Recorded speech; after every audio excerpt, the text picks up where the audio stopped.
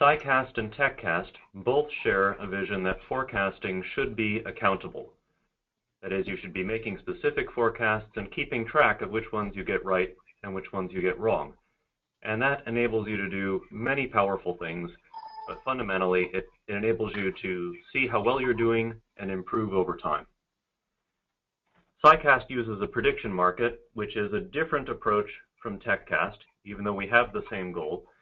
And since some people are not familiar with prediction markets, I want to take just 10 minutes at the beginning to introduce the whole audience to prediction markets and to SciCast's market in particular, before going into a deep dive on cybersecurity, where Geer will talk about the importance of forecasting in cybersecurity, and then we'll move on to the future of AI with Robin Hanson. If I could have the next slide, please. For the past 4 years, this is a very exciting slide. For the past 4 years, we've been funded by IARPA to develop a new kind of prediction market and test it. And for 2 years, that's been on science and technology forecasting. We're very grateful for their funding, and I do just want to say that my opinions here are my own and not theirs. Next slide. The fundamental difference between a prediction market and a survey is that market participants have finite resources. In our case, when you sign up to SciCast, we give you 5,000 points. And every time you change the market's estimate, you have to invest those points. If you've moved it in what turns out to be the right direction, and we'll know that when the question resolves, then you will get extra points, and over time get more influence. And if you've moved it in the wrong direction, you lose your investment. So over time, the market allocates resources to the people who are good at answering the kinds of questions we're asking. That means that if you're a forecaster, you might want to skip questions where you don't think you know more than the average forecaster. But managing points is difficult for beginners. So by default, we start them at this interface, which looks like a survey. In this case, I have picked a particular question: will any government officially accept a digital currency by the deadline? In our prediction market, all questions have to have a deadline, a use-by date, so that we can evaluate them yes or no. It's told me the market thinks this is somewhere in the 40 to 60% range, and I think it should be more likely than that. So I've selected likely, 60 to 80%. This also may be new to people who aren't used to our forecasting. We're always asking our participants to give us a probability or an estimate of the chances. And then we score over time by how close the forecast was to putting 100% probability on the actual outcome. I would then submit my forecast, and the system would decide, based on how certain I was and what it knew about me, especially my past performance, how big of a trade to make in the market behind the scenes. Next slide. The market then puts my forecast together with everyone else's to give a familiar stock ticker line of the market's forecast over time. And it has done generally very well. Here's 2 examples of questions where it did well and what it looks like. We asked for the Axion dark matter experiment, would it have a positive result by the middle of last year? Forecasters were always suspicious of this. They were skeptical, that is. The forecast never moved above 50%. Maybe these will be detected, but not by that time. It moved around in the 30 to 50% range, and then about 2 months before the deadline, the market decided, no, this just isn't going to happen. We're not seeing all the preliminary results or information that we would need to see in order for this to be positive by July. And that turned out to be correct. Similarly, we asked whether Amazon would adopt Bitcoin by a certain time. The market immediately said, this is unlikely, but not impossible, somewhere in the 10% range. But if you look at the trace on the right, you can see the market reacting to news over time. Something would make Bitcoin more prominent, and this was a time period when it was very much in the news. The probability would go up, but there'd be no further movement, and it would settle back to baseline. So these are what successful forecasts look like. The market fairly quickly decides, it takes a strong position and holds it. Next. I'm not going to go into a lot of detail on this one. A little bit of extra information that quantitative forecasting methods have been found to be better than qualitative forecasting methods, particularly for science and technology. And there was a very nice analysis done by the Twardy group a couple of years ago. Prediction markets have been compared to surveys in many fields, from presidential elections to horse races, and found to be as good or better. And they have a special advantage when your information cycle is much faster than your formal survey cycle. Prediction markets can react very quickly. And that's a substantial advantage if you're trying to get the best time averaged forecast. And I think that's all we need for this slide right now. Anyone wanting to go deeper can ask questions on Twitter or on the GoToMeeting app. Once our forecasters get familiar with survey mode, most of them switch over to what we call power mode. They've learned about points and how to manage them and how to avoid the common mistakes of putting too many eggs in one basket. And they choose the power mode interface. Here we have a question on the amount of digital information being produced. It's a multiple choice question. So I've selected one particular answer bucket. Said, oh, the probability of that one is currently 25%. I'm going to move it. And you can see the word debit, 0 points, under the middle. This interface lets me move the market to wherever I want to, but the farther I move it, the more it's going to cost me. So I have to be very, very sure in order to move it a large distance. And that kind of immediate tie to finite resources often helps people be better calibrated. I can be more confident in my forecasts when I don't have anything at stake. But often when you put money or even virtual points at stake, people say, well, you know, now that you say that, I can imagine several ways where this could go wrong. All right, next. IARPA did not fund us to create just another prediction market. Most of what I've said before applies to any prediction market. Finite resources, resources moving to the people who are doing better over time, and those incentives to speak loudly when you know something and hold back when you don't apply anywhere. But our prediction market in SciCast lets forecasters relate questions to each other. This is new, it's different, and it's powerful. And Dan in particular is going to talk about how it might be useful in cybersecurity forecasting. SciCast forecasters can take one question and say, you know what, this depends on the outcome to another question. They can make that link and then estimate the conditional probability or the correlation between these two questions. So for example, that Bitcoin question, you might think Amazon's unlikely to adopt Bitcoin, but if Google adopted Bitcoin, you might think Amazon would be very likely indeed to do so very quickly. As that activity, that linking activity, happens over time, what emerges is something like the causal structure of your domain, which in itself is an interesting artifact separate from the accuracy of the forecast. Next slide.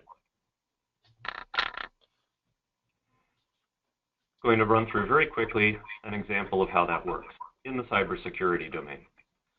We have a question on the number of data breaches in the US. And you could just adjust the forecast.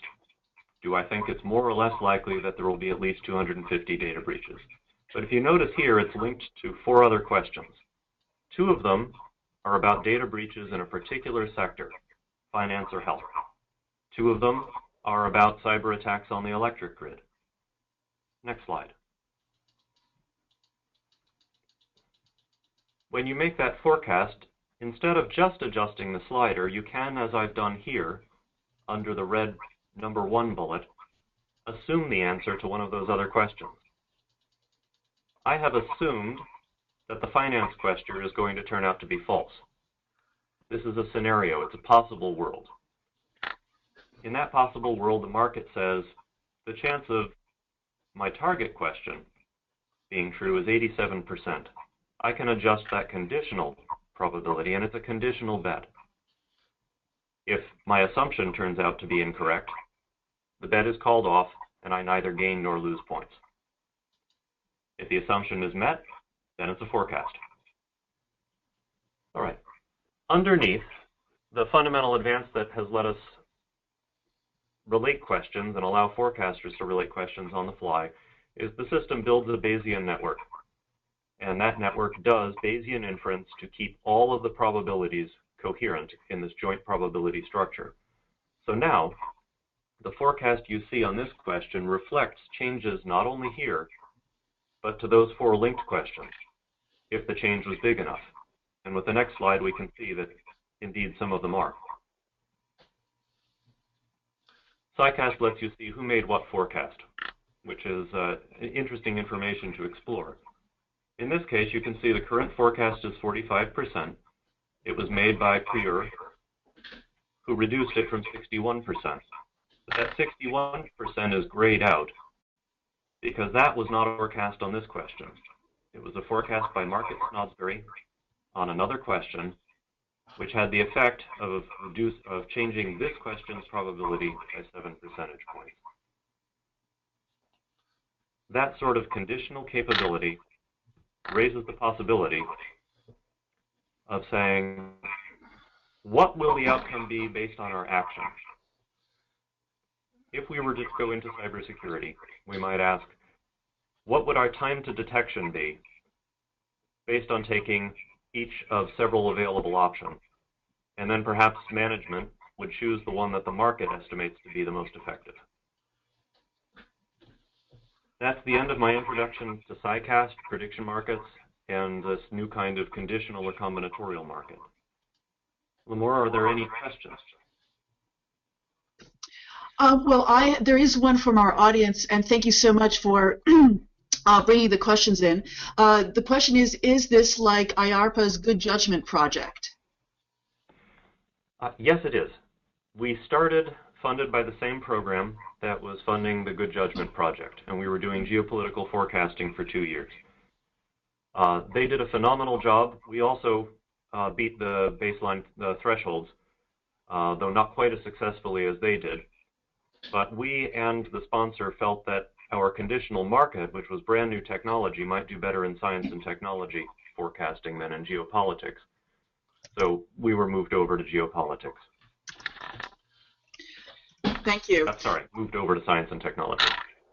Okay, thanks. And the reason, so another question that I have as you were speaking, I'm thinking about how this translates and how this is used by corporations and government agencies. So can you, if I'm a business person listening to this, how would I make use of SciCast's format to get questions to particular issues that I'm faced with? What are some ways I should think about this? I think the most powerful way is like the last example I gave.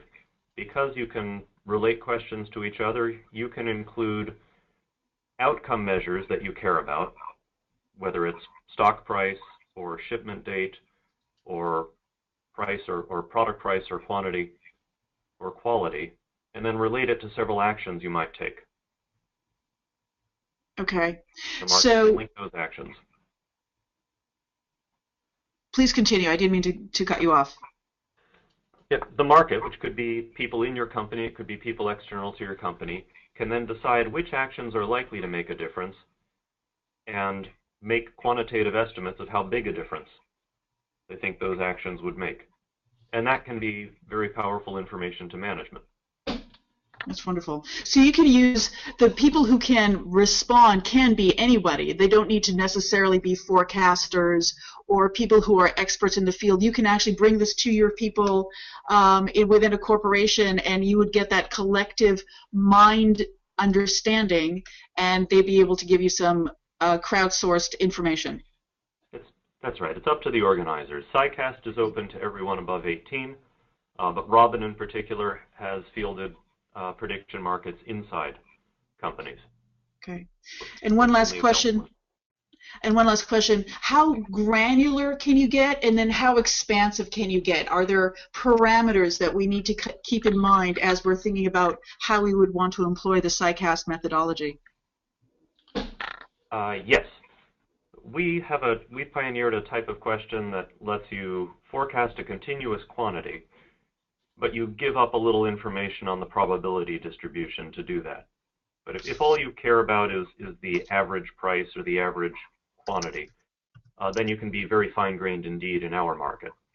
Otherwise, you tend to have to put things in bins or buckets, and more than 5 or 10 of those becomes very awkward for your forecasters. The ones who manage it do it by running scripts. This is a good time to contrast with TechCast again. A prediction market really needs to have very clear, definite resolutions. And so it is hard to ask general questions about a long-term adoption rate because the forecasters are looking for a return on their investment. And if they might make 100 points on a question resolving in a month and 100 points on a question resolving in a year, they're going to put most of their resources into answering the near-term question. Understood. Wonderful. Thank you very much, Charles. All right. Well, I think this is a good time then to turn it over to Dan Geer, who has thought a lot about cybersecurity. He'll be known to many of the audience, and we're particularly interested in his thoughts about forecasting and cybersecurity. Hello, everyone, and thank you for the invitation, Charles.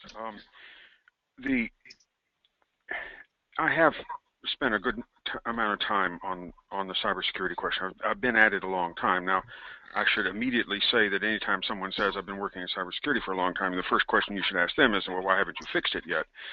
And I'm certainly vulnerable to that question. I haven't fixed it yet, nor has anyone else. I think part of that is that it is genuinely hard. I might even go so far as to suggest that cybersecurity might be the most difficult intellectual profession on the planet for 2 reasons, which will seem familiar to at least some of you. And one is the rate of change is substantial, and the other is we have sentient opponents. The physicist doesn't, the chemist doesn't, etc. But the cybersecurity person does have sentient opponents, and it is that that combination of a fast rate of change and that we have opponents rather than bad luck that makes this, I think, quite possibly permanently difficult, but certainly difficult at the present time. One aspect of the rapid rates of change is not only technological ferment, but also that the attack surface of the society at large is growing fairly quickly. We're adding points of contact all the time. The Internet of Things, as it's becoming to be called, is certainly growing at a fast clip. If you take Forbes magazine's data on a variety of these parameters and you put them all together, what you get is a 35% compound annual growth rate. It is hard to keep up with a 35% compound annual growth rate that is sustained. And that is just the attack surface.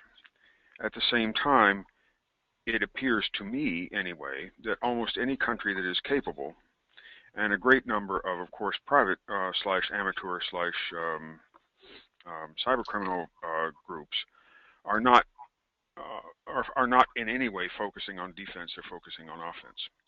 One of the questions that I think would be fascinating for a cyber prediction market to get its hands around was whether or not, and this will not be easy, would be whether or not cybersecurity is permanently offense dominant, or whether we have some hope of reversing the field and eventually becoming defense dominant. I'll leave that for another time, but the fact that our opponents have a durable structural advantage is an important characteristic of this field. Second thing I'd like to say is, under such a circumstance, winning conclusively is not going to happen. Don't expect that this or any other technology will turn out perfection or a genuine secure environment or what have you. Rather, this is a game of shades of gray, and in particular, the question is, how can we best expend our resources? What is the most cost-effective path to doing the best we can do?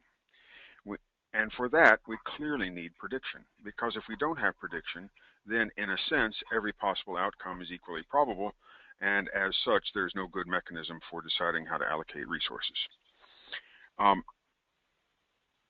Focusing on what the current situation is, which is what, of course, startups tend to do. Startups tend to say, where is the current pain? Let's solve that problem today. those don't answer the question, the long-term question. They don't answer the long-term question that we are surrounded with. Perhaps the best example of that question is, how would you know if you were the victim of an so-called advanced persistent threat? How would you know that you were free of that threat? How would you know that you had cleaned? How would you know that they are not that the evidence you found and dealt with was not itself, in some sense, a feint,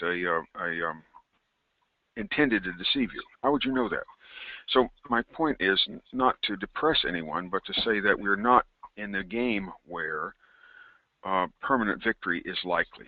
As such, allocation of resources based on the best predictions we can get, and furthermore, based on the best predictions we can get as modified by experience, is, I think, unarguably essential to cybersecurity.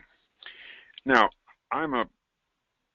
everybody my age in cybersecurity was trained for something else. I happen to have been trained as a statistician. There are other things you could have been trained for, but of course that makes me interested in measurement.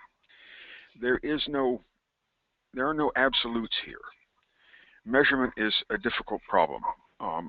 How secure am I? Am I better off than I was this time last year? Am I spending the right amount of money? How do I compare to my peers? What risk transfer options do I have?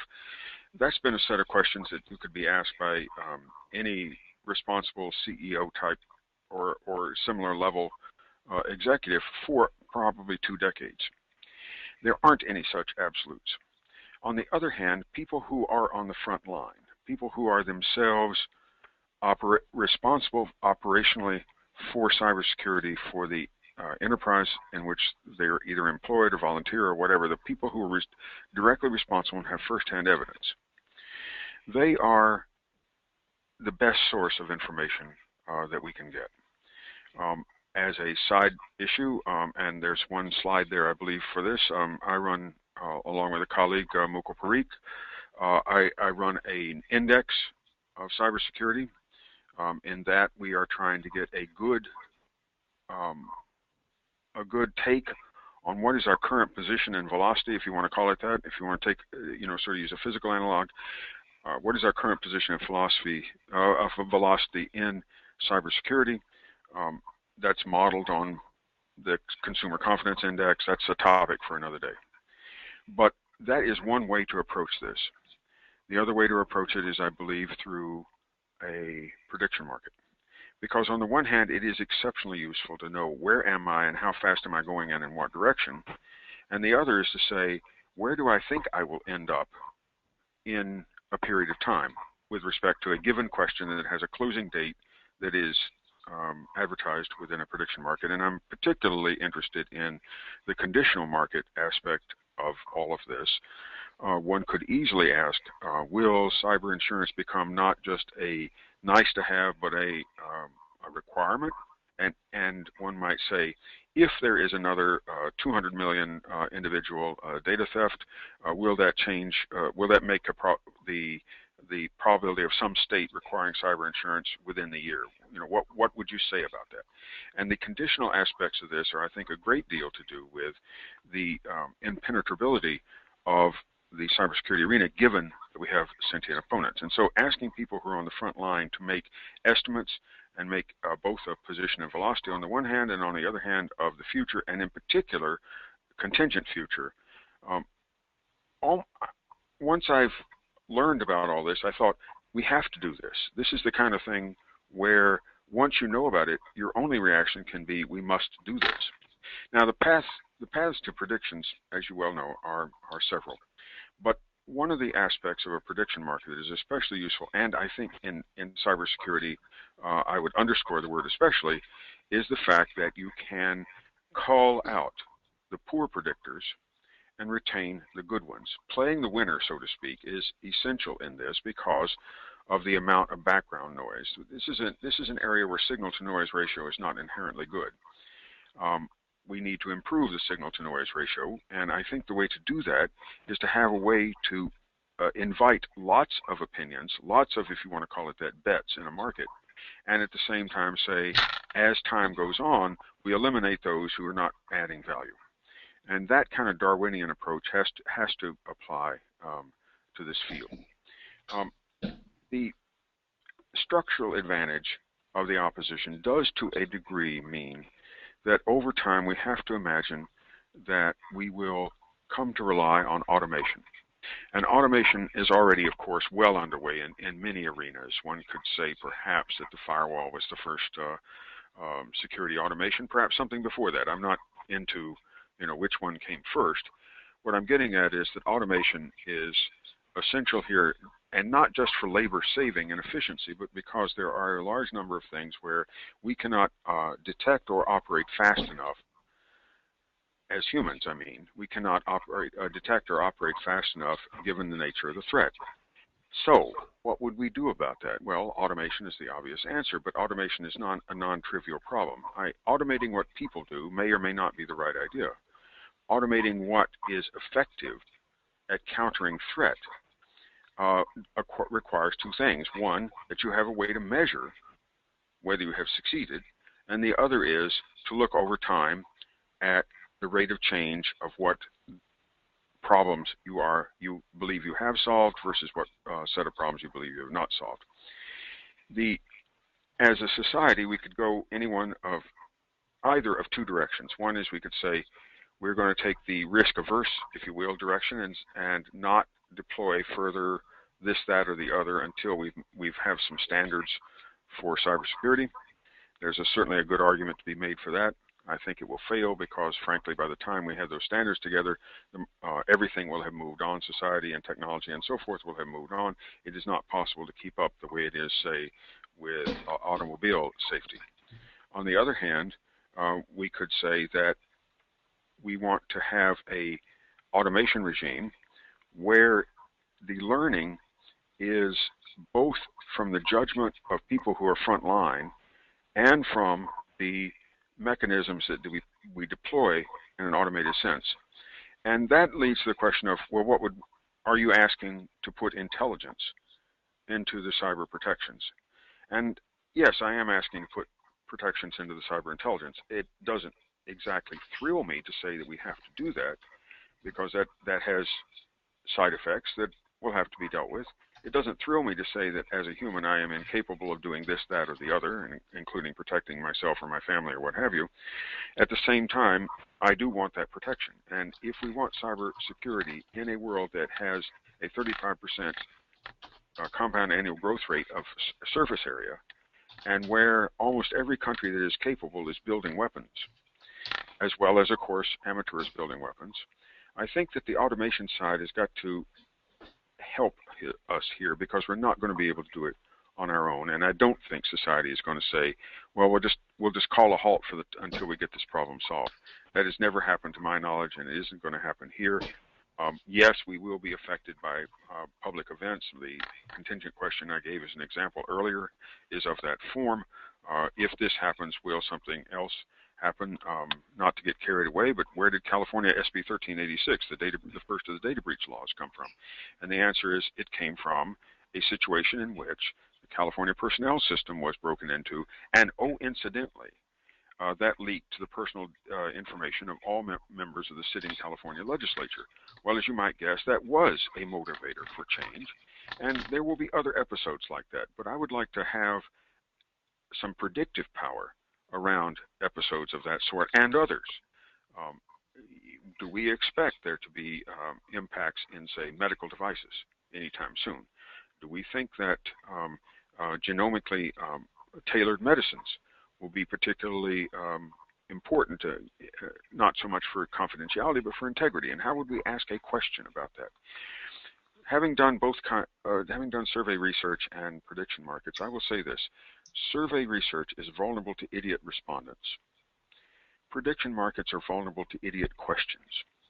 And whereas I know how to deal with the surveys, I think I'm learning, and my colleagues on this webinar certainly have learned, how to avoid the problem of idiot questions, how to ask questions whose purpose, when answered, actually contributes decision support to this fundamentally difficult problem of cybersecurity protection and the intellectual pressure that is on anybody who is attempting to provide it.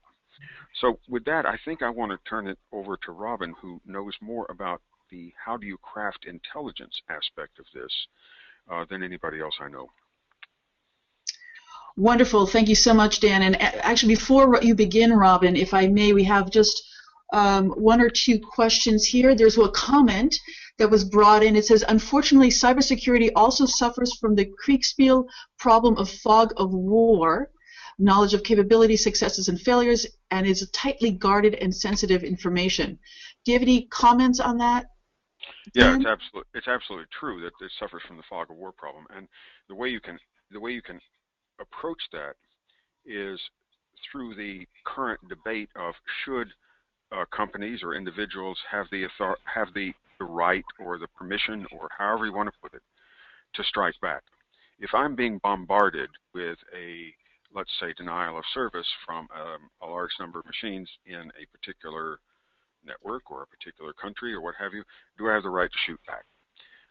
My personal predilection is yes, but on the other hand, that is tempered by the very thing that the questioner, the commenter, was getting at, and that is that how do I know that where I would like to shoot back is where I should shoot back?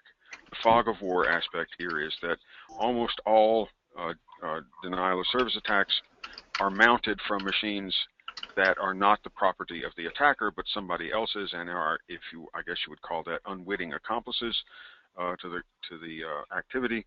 How would you shoot back to that? And I don't know the answer to that. On the other hand, it's clear that under some circumstances, Microsoft working with FBI, for example, that large botnets can be taken down, and that does require some sort of, I guess you can stretch it here a little bit, some sort of shooting back. So there's some level of expertise and cooperation between large enterprises and relevant government agencies that can indeed properly shoot back with a minimization of collateral damage. On the other hand, I probably can't do that. But that exactly illustrates the commenter's point that this does all suffer from fog of war, and that on the one hand would say, well, be careful, prudent, and slow, but careful, prudent, and slow is not what our opponents are good at. They're good at the exact opposite. Wonderful. Dan, thank you so much. Robin, do you have any thoughts, or why don't you begin with